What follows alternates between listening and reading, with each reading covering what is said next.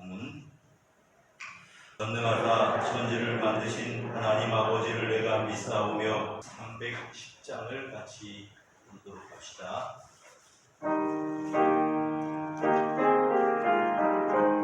하나님 아버지, 하나님이 그 놀라우신 사랑 91편 1절 말씀부터 마지막 절까지의 말씀입니다. 아멘. 할렐루야.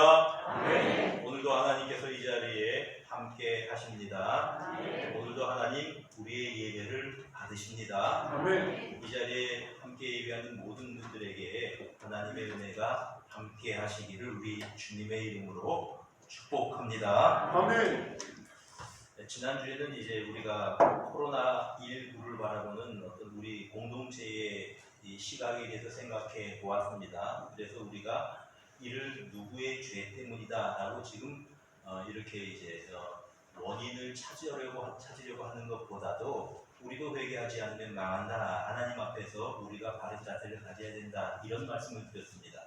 또 우리도 언젠가 죽을 날이 있기에 우리 죽음을 준비하면서 살자, 그리고 공공성을 생각해서 우리들이 마음을 하나로 모으자, 이런 말씀을 드렸습니다. 오늘은 여기에 대해서 이제 개인적으로 우리가 이 질병을 이제 이 어떤 환난을 당하는 자세를 한번 생각해 보기를 원합니다.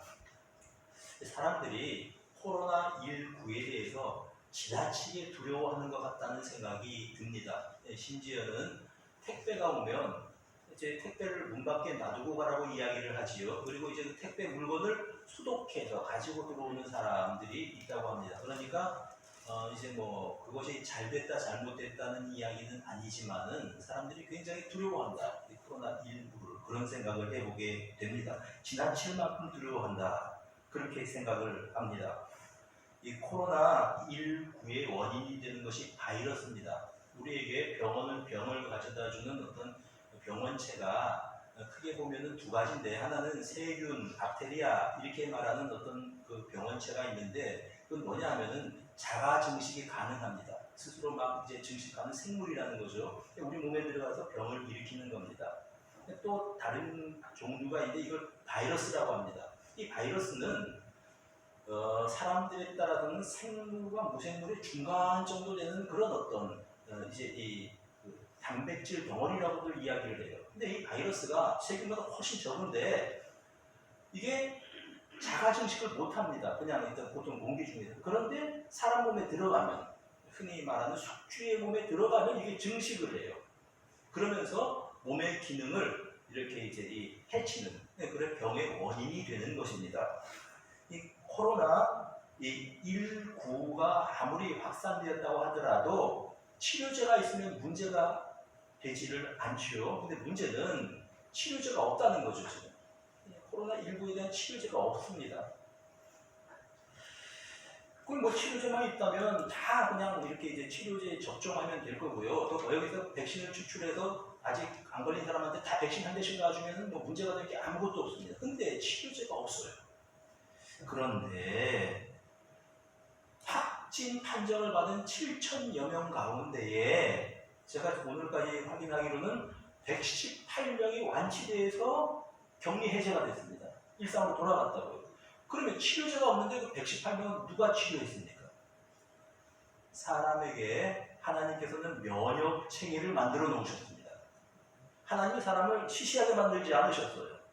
하나님께서 아무리 병원균이 들어가고 세균이 들어오고 바이러스가 침투해 들어와도 능히 이길 수 있도록 우리 인체를 그렇게 만들어 놓으셨다고 하는 것입니다. 그러니 118명이라고 하는 사람은 이제 치료제가 치료한 것이 아니고 인체가 치료한 것이고, 더 나아가서 인간을 오묘하게 만드신 하나님께서 치료하신 것이니까 하나님께서 치료하셨다, 이렇게 말해도 된다라고 하는 그런 말씀입니다. 그러므로 여러분, 이 코로나19에 대해서 지나치게 두려워하지 말라고 하는 말씀입니다. 우리 그리스도인들은 불신자들과는 달리 또 하나 우리가 이런 일들을 당할 때 담대할 수 있는 이유가 있습니다. 그게 뭐냐 하면, 하나님께서, 살아계신 하나님께서 그의 자녀들을 돌보신다라고 하는 사실을 우리가 분명히 믿습니다. 그래서 우리는 불신자들보다도 더 담대히 이런 상황에 대처할 수 있다, 이런 말씀입니다. 시편에서 전염병에 대해서 언급하고 있는 시편이 하나 있습니다. 그게 오늘 읽은 시편 91편입니다. 여러분, 이 시인은 이렇게 말합니다. 5절을 한번 보시길 바랍니다. 너는 밤에 찾아오는 공포와, 자, 밤에 찾아오는 공포와 6절 어두울 때 퍼지는 전염병과, 이 두 구절이 병행 구절입니다. 자, 밤에 찾아오는 공포. 여러분들이 우리가 병에 걸리면 밤이 더 고통스럽습니다. 아마 병들어 본 사람은, 알아본 사람은 다 아실 겁니다. 밤에 더 아파요. 그래서 어떤 때는 낑낑 앓으면서 빨리 아침이 되었으면 좋겠다. 밤이 더 고통스럽습니다.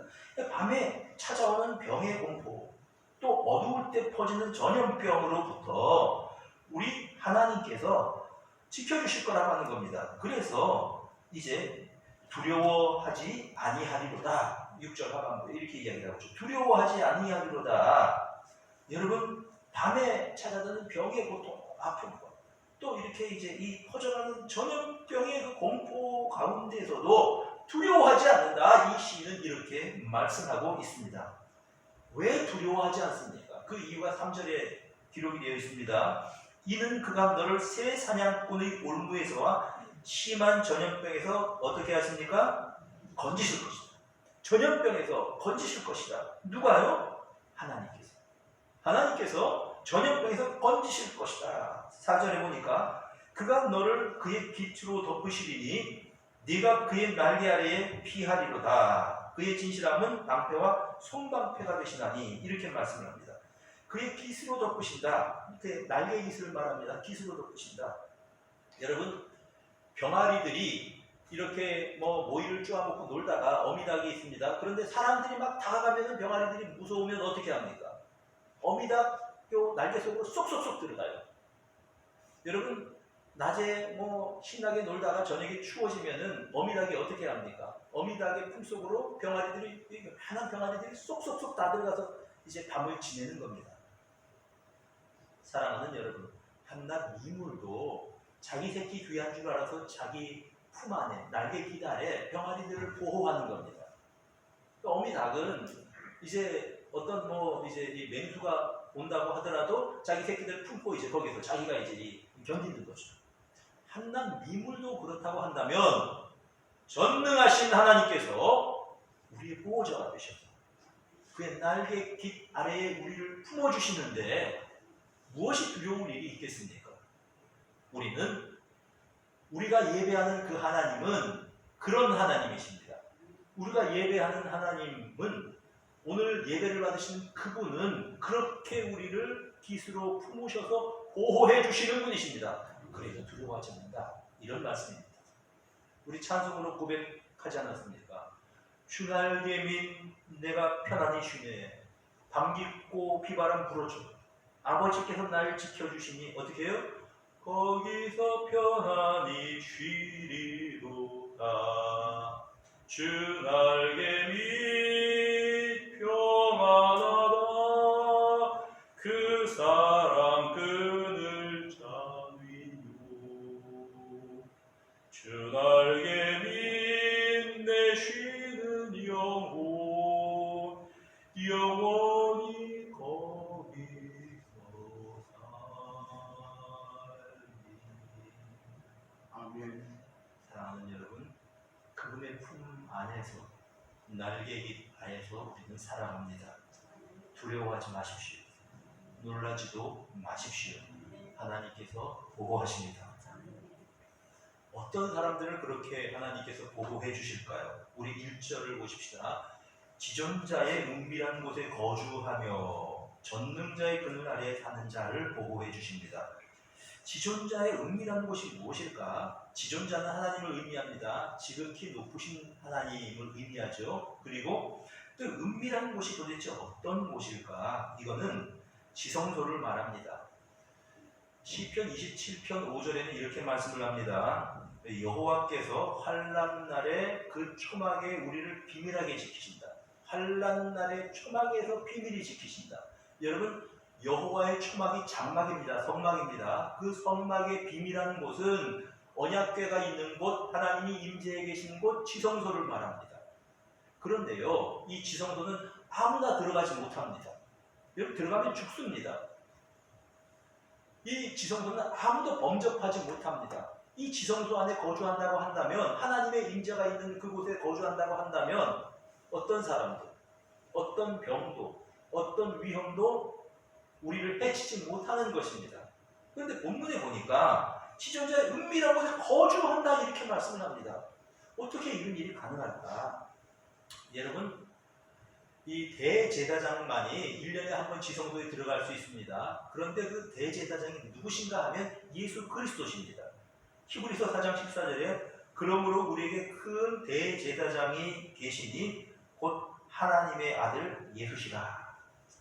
여러분, 예수님이 대제사장 되셔서 지성소에 들어가시는 겁니다. 우리에게 지성소에 들어갈 길을 열어주시는 겁니다. 그러니까 이제 이 지존자의 은밀한 곳에 거주하는 사람들은 예수 그리스도를 주님이라고 믿는 우리들이라고 하는 것입니다. 이런 사람들, 아무도 누구도 어떤 것들도 우리를 해치지 못할 것입니다. 왜냐하면 하나님께서 임재해 계시기 때문에 그렇습니다. 하나님의 품에 거하는 오늘 예배하는 우리들을 아무도 해치지 못할 것입니다. 코로나19가 해치지 못한다라고 하는 말씀입니다. 하나님이 이 가운데 거주하고 계시기 때문에 그렇습니다. 어느 누구도 그곳에 범접하지 못하는 것입니다. 하나님께서 이곳에 계시기 때문에 그렇습니다. 또한 전능자의 그늘 아래에 사는 자라고 그렇게 말씀을 합니다. 여러분, 이 그늘은, 광야의 그늘은 정말 우리가 느끼는 그늘과 전혀 다른 느낌의 그늘일 것입니다. 제가 말씀을 준비하면서요, 이 광야에 체험하는 그런 어떤 이제 사람들이 올려놓은 그런 블로그를 통해서 좀 봤습니다. 그래 이제 이스라엘 같은데 우리 성지순례 하면 그렇게 한대요. 차를 가지고 가서 광야에 그 사람을 내려놓는다네요. 그리고 어느 정도 시간이 지날 때까지 운전수는 가버립니다. 광야에 그냥 혼자 놔둔대요. 근데 어떤 분이 이제 물을 한 통을 가지고 광야 체험을 한다고 내렸는데 운전수가 이거 가지고 내리려고 그러면서 깜짝 놀라면서 다시 차를 돌려서 사무실에 가서 물을 이제 한 통 더 가지고 큼직한 물 2통을 가지고 와야 된다고 그렇게 이야기를 합니다. 그러니까 이제 이분이 혼자서 가는데 광야는요, 말 그대로 그냥 아무도 없는 곳입니다. 햇볕만 내쬐는 곳이에요. 근데 그 계곡에 보니까 내려가는 계단이 있는데요. 계단을 어떻게 만들었냐면은 계단이 사다리죠. 이제 이 사다리를 옆으로는 이제 줄로 묶었고, 이렇게 사다리 중간중간에 발을 딛고 올라가도록 금속으로 이렇게 쇠 같은 걸로 이제 했습니다. 그런데요, 줄을 잡고 올라가야 되는데 잘못해서 금속에 손을 대면 안 된답니다. 화상 있는데요. 여러분, 상상이 안 되잖아요. 네, 그 정도로 뜨겁답니다. 그런데 그 광야의 그늘이 되신다. 그 광야에 우리 주님은 그늘이 되신다 라고 성경은 오늘 말씀하고 있는 겁니다. 여러분, 시편 121편 5절에는요, 여호와는 너를 지키시는 이시라, 여호와께서 내 오른쪽에서 내 그늘이 되시다니 이렇게 말씀하십니다. 여러분, 이 오른쪽이 남쪽을 의미합니다. 유대인들의 방위 개념은 이렇습니다. 동쪽이 정면이에요. 동쪽이. 그리고 동쪽이 정면이니까 우리가 동서남북 개념으로 보면 오른쪽이 남쪽입니다. 하나님께서 우편에서 지켜주신다고 하는 것은 남중하는 그 태양의 광야의 그 아주 자결하는 태양볕으로부터 지키신다고 하는 말입니다. 여러분, 유럽 사람들하고 다르잖아요. 북유럽 사람들은요, 햇볕만 나면 거의 우중충하고 그냥 맑은 날이 별로 없습니다. 햇볕만 나면 사람들이 그냥 다 그냥 우통을 벗고 일광욕하잖아요. 그 사람들은 그럴 수밖에 없습니다. 햇볕을 볼 날이 없으니까. 근데 이 광야에 사는 사람들은요, 햇볕이 무섭습니다. 두렵습니다. 그 햇볕으로부터 그늘이 되시는 분이 바로 전능하신 하나님이십니다. 여러분, 인생 살아갈 때 인생의 햇볕으로부터 누가 우리를 보호해 주십니까? 누구십니까? 하나님이십니다. 엘리야가 인생의 그 광야에서 지쳐서 로뎀나무 앞에서 초라하게 쓰러져 있을 바로 그때에 여호와의 사자를 보내셨던 하나님이 우리를 지켜주시는 겁니다. 여러분, 이제 이 남편에게 쫓겨나고 어린 아들과 함께 광야를 헤매면서 죽을 지경에 이르렀던 하갈, 아브라함의 첫 하갈에게 여호와의 사자가 나타나서 물이 솟게 하셔서 물을 마시게 하고 그에게 약속을 주셨던 것을 우리는 기억합니다. 여러분들의 인생의 광야에서, 인생 살아갈 때 그 광야에서 햇볕으로부터 우리 하나님께서 지켜주시는 은혜가 우리 모두에게 함께 하시는 줄로 믿습니다. 그런 하나님이 보호해 주시는 것입니다. 2절에 말씀합니다. 나는 여호와를 향하여 말하기를 그는 나의 피난처시요 나의 요새요 내가 의뢰하는 하나님이시라고 말씀을 합니다. 피난처, 여러분 이제 이렇게 가끔 가다 보면 길고양이들이 있습니다. 그러면 길고양이들이 사람이 가면 무서워하잖아요. 어떻게 합니까? 고양이들이 어딘가 찾을 곳을 찾아서 쏙 들어가요. 주로 들어가는 데가 자동차 밑에. 그러면 사람이 자동차 밑에 기어 들어갈 수가 없으니까 안전하다는 거죠. 여러분 다람쥐나 청설모 같은 것들은요, 뭐가 쫓아오면은 요 돌 틈 사이에, 쫙 틈 사이에, 나무 틈 사이로 쏙 들어가 버립니다. 그러면 아무도 그 어떤 다람쥐를 잡을 수 없습니다. 여호와가 우리의 피난처십니다. 우리가 하나님의 품으로 쏙 들어가 숨을 때 어느 누구도 우리를 해할 자가 없습니다. 그것이 안전한 곳입니다. 하나님은 요새가 되십니다. 다시 말하면 적들로부터 우리를 지켜주시는 분이십니다. 하나님은 졸지도 않고 주무시지도 않고 우리를 지켜주시는 분이십니다. 바로 그 하나님을 향하여서 하나님이 나의 피난처십니다. 하나님이 나의 요새십니다. 사람들이 나를 대적한다고 할지라도, 상황이 나를 삼키려고 한다고 할지라도 하나님이 나의 피난처가 되심을 믿습니다. 하나님 나의 그늘이 되심을 믿습니다. 내가 하나님 품에 거하겠습니다. 이런 사람들에게 하나님께서 보호해 주시고 지켜주시는 줄을 믿습니다. 아멘. 여러분 코로나19가 아무것도 아닙니다. 여러분 우리 몸에 면역 기능이 있다고 말씀을 드렸죠. 우리 몸의 세포들이 60조 개로 이루어져 있다고 합니다. 한 60조 개 정도의 세포가 있대요. 그래서 좀 이렇게 이제 이 체중이 많이 나가는 사람들은 한 70조 될 거고, 이제 뭐 그렇겠죠. 적게 나가는 사람은 좀 적을 거고. 근데 이 세포들의 면역 체계가 뭐냐면 경찰 세포가 있습니다. 다시 말하면 어떤 이물질이 들어오면 잡아먹는 세포가 있다고요. 경찰 세포. 이거를 우리가 백혈구라고 그렇게 이야기합니다. 그러니까 이 백혈구가 똑똑하고 그냥 왕성하게 있으면 바이러스가 아무리 들어와도 문제가 없습니다. 그러니까 여러분 평소에 우리가 뭐 여기도 보이진 않지만 이렇게 뭐 현미경으로 보면 바이러스들이 막 떠다닐 거야. 모르긴 모르려도. 근데 어떤 사람은 감기에 걸리고 어떤 사람은 감기에 안 걸립니다. 왜 그렇습니까? 백혈구가 똑똑하고 강건하니까 그런 겁니다. 근데 어떤 사람이 백혈구가 강건한 사람이냐 하면요, 여러분 백혈구를 강하게 하는 호르몬이 있답니다. 그게 소위 말하는 그 엔도르핀이라고 하는 그런 이제 호르몬입니다.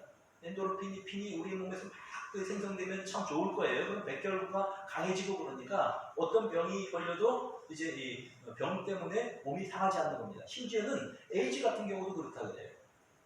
근데 에이즈 자체가 이제 면역이 결핍되는 병이니까. 근데 이 엔도르핀이 언제 분비되냐 하면요, 사람들이 맛있는 음식을 먹고 행복하다 할 때 분비가 된대요. 또 꽃을 보고 참 이쁘다 하고 우리가 감탄할 때 그런 것들이 이제 이 분비가 된답니다. 또 이제 사랑할 때, 정말 사랑하고 고맙습니다, 사랑합니다 할 때 분비가 됩니다.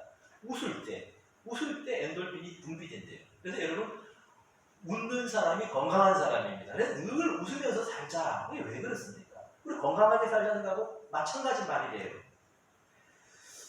그래서 우리가 하나님 앞에 나와서 하나님 사랑합니다 하고 예배 드릴 때 우리에게서 엔돌핀이 막 이제 솟아나는 거죠. 그냥 예배 드리는 게 아니라 우리가 좋아려 생각하면서 감사하면서 예배 드릴 때 엔돌핀이 더 많이 나오는 거죠. 그냥 예배 드리는 것이 아니라 우리의 입술로 주 날개 및 평안하다 하면서 감사하면서 찬송할 때 엔돌핀이 막 솟아나는 거지요. 여러분 데살로니가전서 5장 16절에서 18절까지 항상 기뻐하라, 쉬지 말고 기도하라, 범사에 감사하라, 이는 그리스도 예수 안에서 너희를 향하신 하나님의 뜻입니다. 이렇게 말씀을 하잖아요. 이거를 다른 버전으로 바꾸면 그렇습니다. 나는 너희들이 행복하게 살기를 원한다. 나는 너희들이 건강하게 살기를 원한다. 행복하게 살고 건강하게 살려면 늘 웃어야 된다. 너 늘 감사하면서 살아야 된다. 또 늘 기도해야 된다. 이 말씀입니다. 여러분, 기도하고 감사하고 기뻐하는 사람이 건강하게 사는 법입니다. 그 사람이 행복하는 법이죠. 내가 너희가 행복하게 살기를 원한다라고 하는 하나님의 마음이에요. 이 말씀이에요.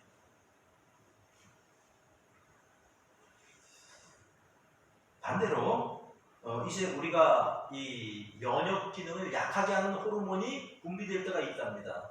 언젠가 하면 두려워할 때, 근심에 쌓여 있을 때 아드레날린이 이렇게 분비가 된대요. 그러면 면역 기능이 약해져요. 그러니까 여러분, 사람이 몸이 약해질 때 언제 약해지냐 하면요, 근심에 눌려서 막 밤잠 못 잘 때, 두려워할 때, 그리고요 누군가 미워하는 사람이 있어서 그냥 그럴 때에 우리 마음속에 아드레날린이 분비가 된대요. 그러면 어떻게 됩니까? 면역 기능이 약해져요. 병에 쉽게 걸린다는 거죠. 그러니까 많이 이제 생각해 보면요, 하나님 말씀대로 사는 사람이 건강한 겁니다. 사랑하면서 삽시다. 웃으면서 살아가십시다. 다른 사람 보고 우리가 감사하면서 살아가십시다. 감사를 모르고 원망하고 또 믿음이 없이 근심하고 또 다른 사람을 보면서 늘 불평하면서 원망하면서 미워하면서 살아가면요, 여러분, 사람 몸이 약해져요. 그러므로 말씀 안에 살아라. 하나님께서 말씀대로 살아라. 계속해서 말씀하시는 것은 뭐냐면, 내가 너희들이 이 말씀 안에서 건강하게 살기를 원한다, 행복하게 살기를 원한다, 이런 말씀입니다. 그래, 하나님께서 그렇게 우리를 지켜주신다라고 하는 그런 말씀입니다. 사랑하는 여러분, 예배하면서 성령 충만하면 있던 병도 다 떠나갈 줄로 믿습니다. 하나님 앞에 나와 성령께서 우리를 통치하실 때는요, 하나님께서 모든 병 다 치료해 주실 줄로 믿습니다. 우리가 믿음으로 하나님 앞에 나갈 때는 하나님의 보호하심이 우리와 함께 하실 줄로 믿습니다. 믿음으로 살아가십시오. 이것이 건강과 굉장히 깊은 연관이 있다라는 말씀입니다. 여러분, 심지어는 뭐라고 말씀하냐면요, 이제 10절에 화가 내게 미치지 못하고 재앙이 이제 네 장막에 가까이 하지 못한다, 이렇게 말씀을 하고 있는 겁니다. 심지어는 천사들을 명령하셔서 길에서 지켜주신다는 말씀하십니다. 가는 길에서 천사들을 명령하셔서 지켜주실 것이다, 이렇게 말씀을 하시는 겁니다. 이 말씀을 이제 이 마귀가 이 앞에 이제 인용을 잘 못해서 우리 예수님대로 성경에서 떨어뜨리라고 했죠. 이건 잘못 인용을 해서 그런 거죠. 그러나 하나님께서 길에서 지켜주신다라고 하는 것은 이 사람의 신앙 고백입니다. 그렇게 하실 하나님을 우리는 믿는 것입니다. 여러분, 그 하나님의 음성을 한번 들어보십시오. 자, 14절 이하 하나님의 말씀입니다. 하나님이 이르시되 그가 나를 사랑한즉 어떻게 해요? 내가 그를 건지리라. 나를 사랑한즉 나를 건지리라. 여기서 사랑한다고 하는 단어가요, 이 첫눈에 반한다라고 할 때 쓰는 그런 단어입니다. 자, 우리가 어떤 첫눈에 청소년기예요. 10대 때에 누군가를 첫눈에 반해서 말도 못하고 마음속에 품고 잠을 못 자고 했던 경험들이 아마 있는 분들이 많을 겁니다. 그때 왜 그런지 모르게 밤잠이 안 자게 하고 계속 떠오르는 그런 상태의 그런 사랑을 여기서 표현하는 그런 단어입니다. 그러니까 이제 하나님이 이스라엘을 사랑하신다고 할 때 왜 하나님이 이스라엘을 사랑하시는가? 이스라엘에게서 그 이유를 찾을 수가 없습니다. 신명기 7장 7절에 여호와께서 너희를 기뻐하시고 너희를 택하심은 너희가 다른 민족보다 수요가 많기 때문이 아니라. 자, 이스라엘을 향해 하나님 말씀하시기를 내가 너희를 기뻐하는 이유는 다른 민족보다 숫자가 많아서 그런 거 아니다. 너희보다 큰 민족 많이 있다. 내가 너희를 사랑하는 것은 신명기 7장 8절에 여호와께서 다만 너희를 사랑하심으로 말미암아 내가 너희를 기뻐한다. 내가 너희를 사랑하기 때문에 너희를 기뻐하신다, 이 말씀입니다. 거기 이유가 없어요. 뭐 이스라엘이 또 경건하고 거룩하고 죄를 안 짓고 그런 거 아닙니다. 내가 너희를 사랑하기 때문에 기뻐한다. 이건 설명할 수가 없습니다. 한눈에 반해서 잠에 자꾸 잠도 못 자고 생각이 나는 게 뭐 이유를 가지고 설명할 수 있는 게 아니잖아요. 그냥 마음에 꽂히는 겁니다. 하나님이 이스라엘을 사랑하실 때 그렇게 사랑하신다는 겁니다. 하나님 우리를 사랑하실 때 왜 사랑하시냐 하면요, 우리가 잘나서가 아니고, 우리가 돈이 많아서가 아니고, 우리가 똑똑해서가 아니고, 우리를 써먹으려고 뭔가 이제 이용하시려고 그런 것이 아니고, 하나님이 우리를 사랑하셔서 하나님께 있다는 겁니다. 근데 하나님이 우리를 사랑하시기 때문에 우리를 기뻐하신다, 이 말씀입니다. 자, 그런데 오늘 본문에 보니까 그가 나를 사랑한즉, 하나님이 우리를 그렇게 사랑하시기 때문에 우리도 하나님을 사랑하는 겁니다. 그런 사람에게 그가 나를 사랑한즉 내가 그를 어떻게 한다고요? 건지리라. 에베소서 6장 24절에 우리 주 예수 그리스도를 변함없이 사랑하는 모든 자에게 은혜가 있을지어다. 우리 주 예수 그리스도를 변함없이 사랑하는 여러분들에게 은혜가 있는 줄로 믿습니다. 아멘.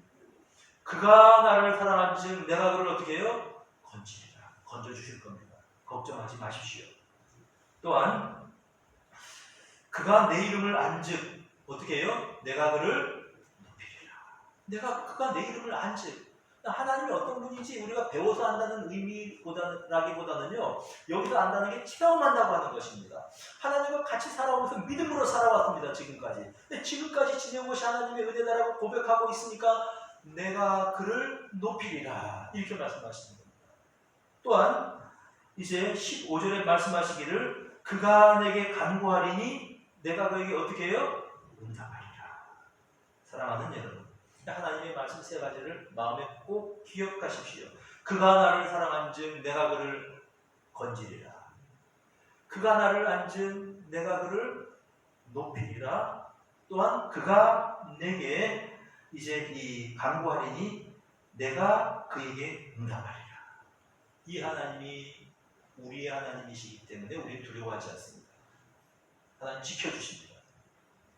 이 코로나19로부터 우리 해운대 중립교회 성도들 한 사람도 어려움 당하지 않고 하나님께서 보호하시고 지켜주시기를 소원합니다. 아멘. 우리 한번 기도하겠습니다.